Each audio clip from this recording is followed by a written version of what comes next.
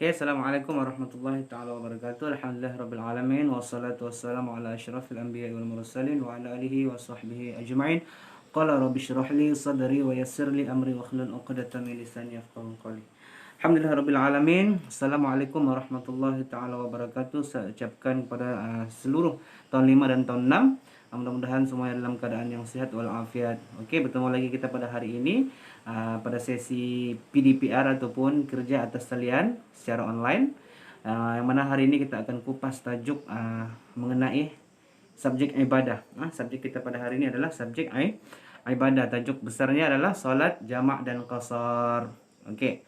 Untuk tajuk kecil dia solat jamak. Okey, ini adalah antara poin-poin yang kita akan belajar, yang kita akan sentuh, tapi kita akan sentuh satu persatu, bukan ke semua sekali.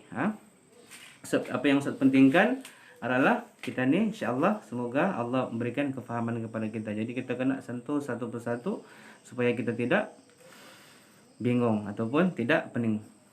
Alright.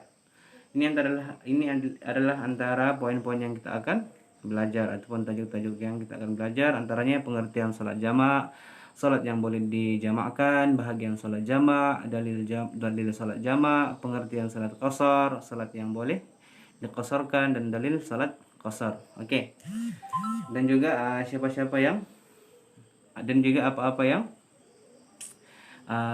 tajuk-tajuk yang lain lah. Alright. Okey, kita tengok sentuh pada mulanya adalah tentang solat jamak. Kita pun faham dulu apa ni solat jamak ni Ustaz. Okey, solat jamak ini adalah solat yang Allah hadiahkan kepada kita. Okey, ataupun kemudahan. Alright, untuk supaya kita senang faham, Allah Subhanahu wa taala telah memberikan kepada kita ruqsah. Ruqsah ni apa? Satu kemudahan, satu kemudahan untuk kita menunaikan kewajipan kepada Allah Subhanahu wa taala. Contoh, apa ruqsah? Contohnya untuk orang yang sakit. Orang yang sakit kalau dia tidak boleh solat secara berdiri, dia boleh solat secara duduk. Maksudnya Allah mudahkan dia. Allah mudahkan untuk orang yang sakit. Okey, itulah ruqsah, kemudahan yang Allah Subhanahu wa taala berikan. Okey. Okey, kita sentuh pula apa tu solat jamak. Solat jamak ini adalah satu kemudahan ataupun hadiah ataupun ruqsah yang Allah bagi khas kepada orang-orang yang tertentu. Siapa orang-orang yang tertentu tu? Antaranya adalah orang yang bermusafir. Orang yang bermusafir. Orang yang bermusafir ni apa lagi Ustaz? Bermusafir ini orang yang berjalan melebihi daripada 2 marhalah ataupun melebihi daripada 90 kilometer. 90 kilometer. 90 kilometer itu jauh. Okey.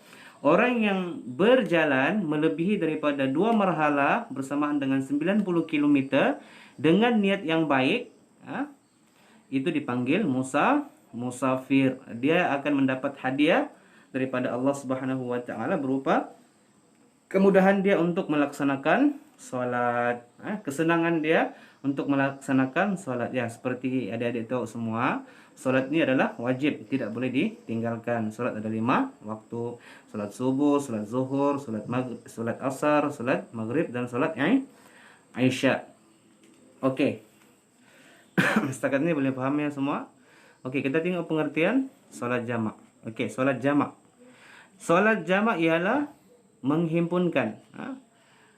Jamak daripada segi bahasa menghimpunkan. Jamak adalah perkataan yang berasal daripada bahasa Arab yang mana ia membawa maksud menghimpunkan. Okey, daripada sudut bahasa, daripada sudut istilah, menghimpunkan 2 solat fardu dan dilakukan dalam satu waktu. Maksudnya menghimpunkan, menggabung, mencantum, mengumpul. Apa yang dikumpul Ustaz? Solat. 2 solat fardu dalam satu waktu. Apa solat fardu itu? Okey, contoh. Solat zuhur dan juga solat asar. Boleh digabungkan. Solat maghrib dan juga solat Isya boleh digabungkan ataupun dicantumkan. Wah, senangnya Ustaz, boleh gabung-gabung solat. Ya, memang senang sebab dia khas diberikan kepada orang yang bermusafir. Okey, tahu kan apa maksud bermusafir tadi?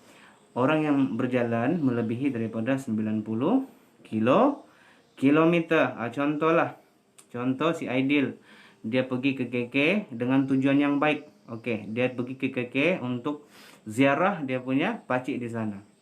Ataupun dia ziarah saudara dia di sana. Okey, ziarah itu adalah perbuatan yang baik. Okey, jadi dia pergi ke KK, dari Beluran ke KK sudah melebihi 90 kilometer. Dari Beluran ke KK lebih kurang 300 kilometer. Kalau tidak silap lah. Okey. Jadi si Aidil ini sudah dipanggil musafir, sudah digelar musafir. Jadi pada pagi-pagi itu si Aidil pun bertolaklah dari Beluran ke KK. Sampailah di Ranau, sudah masuk waktu zuhur. Azan sudah waktu zuhur sana. Allahu Akbar, Allahu Akbar. Okey. Jadi si Aidil pun dia singgahlah di Masjid Kundasang. Dia sudah singgah di Masjid Kundasang, ambil wuduk, dia laksanakan solat zuhur. Selesai dia sudah solat zuhur, dia berdiri balik, dia solat asar. Okey, maksud dia boleh menjamakkan ataupun mengumpulkan solat zuhur dan juga solat asar itu dalam satu waktu. Maksudnya dia lakukan pada waktu zuhur. Okey, dia gabungkan solat zuhur dan solat asar. Okey. Selesai dia gabungkan, dia pun teruskan perjalanannya ke KK dan sampai di Kundasang, tiba-tiba azan asar. Azan asar. Allahu Akbar, Allahu Akbar. Perlukah lagi si Aidil itu untuk laksanakan solat asar? Dia tidak perlu lagi solat asar. Sebab apa? Sebab dia sudah gabungkan solat zuhur dan solat asar tadi di Ranau pada waktu zuhur. Jadi dia asar free sudah. Maksud dia senang sudah dia asar. Tidak payah lagi aku solat asar sebab aku sudah solat asar tadi di Ranau. Sudah dia jamakkan tadi solat zuhur dan asar di Ranau, jadi tidak perlu lagi dia mau solat asar di Kundasang. Okey, di Kundasang dia lah bolehlah singgah mana-mana, makankan, minumkan, tidak perlu lagi solat asar. Jadi maksudnya Allah telah memudahkan perjalanan si Aidil. Allah sudah memudahkan si Aidil untuk melaksanakan solat. Okey, ingat, untuk orang yang berjalan jauh sahaja ataupun yang bermusafir sahaja.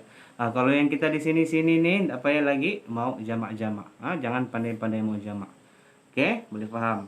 Okey, kita tengok solat yang boleh dijamakkan. Apa solat yang boleh digabungkan? Okey, solat ni ada 5 kan? Alright. Ya, solat yang boleh dijamakkan itu adalah solat yang boleh dijamakkan itu adalah yang pertamanya solat zuhur dan solat asar. Dan kedua maghrib dan isya. Ustaz, baru 4 batu. Satu lagi mana? Ustaz, satu lagi mana? Subuh. Okey, subuh itu tidak boleh digabungkan. Jangan pandai-pandai mau gabung solat subuh dengan solat zuhur. Tidak boleh. Yang boleh digabungkan solat zuhur dengan solat asar. Kemudian maghrib dan isya boleh digabungkan. Boleh faham semua? Okey, jadi si Aidil ini pun tadi sudah sampai di Kundasang. Dia teruskan perjalanannya sampai di KK. Sampai jadi di KK tengah malam sudah. Ngam waktu maghrib. Waktu maghrib dia solat maghrib. Dia solat maghrib berapa rakaat? 3 rakaat. Lepas tu selesai solat maghrib, dia berdiri balik solat isya berapa rakaat? 4 rakaat. Jadi itu maksudnya solat jamak. Okey, dia gabungkan maghrib dan isya, dia gabungkan zuhur dan asar. Jadi perlukah lagi dia solat isya kalau sudah azan isya? Tidak perlu lagi. Okey, sebab dia sudah solat jamak pada waktu maghrib. Mudah kan?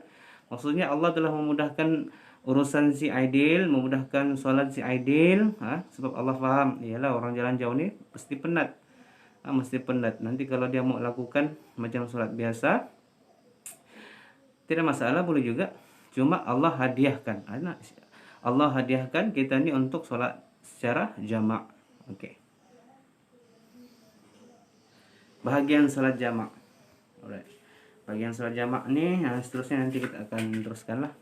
Okey, bahagian solat jamak ni ada 2. Okey, solat jamak takdim yang dipanggil iaitu menghimpunkan 2 solat fardu dan ditunaikan dalam waktu solat yang pertama. Okey, zuhur dan asar. Okey, dilakukan pada waktu zuhur. Maghrib dan isya dilakukan pada waktu maghrib. maksud dia dilakukan pada waktu yang pertama. Macam yang si Aidil buat tadi itu, dia sampai di Ranau, tiba-tiba azan zuhur, dia gabungkan zuhur dan asar. Itu maksudnya jamak takdim. Oke, kita tengok pula jamak takhir itu apa. Oke, jamak takhir ini yaitu menghimpunkan dua solat fardu dan ditunaikan dalam waktu solat yang kedua, yaitu zuhur dan asar dilakukan pada waktu asar, maghrib dan isya dilakukan pada waktu isya. Maksudnya dilakukan pada waktu yang kedua. Oke, dilakukan pada waktu yang kedua. Oke, kalau si Aidil tadi itu dilaksanakan solat jamak takdim sebab dia sudah berhenti di Ranau pada waktu zuhur dan dia jamakkan salat zuhur dan asar pada waktu yang pertama yaitu waktu zuhur. Kalaulah si Aidil tadi itu jalan saja, dia limpas sudah azan zuhur di Ranau, dia limpas saja. Limpas. Tiba-tiba sampai di Kundasang salat azan asar sudah, waktu asar masuk.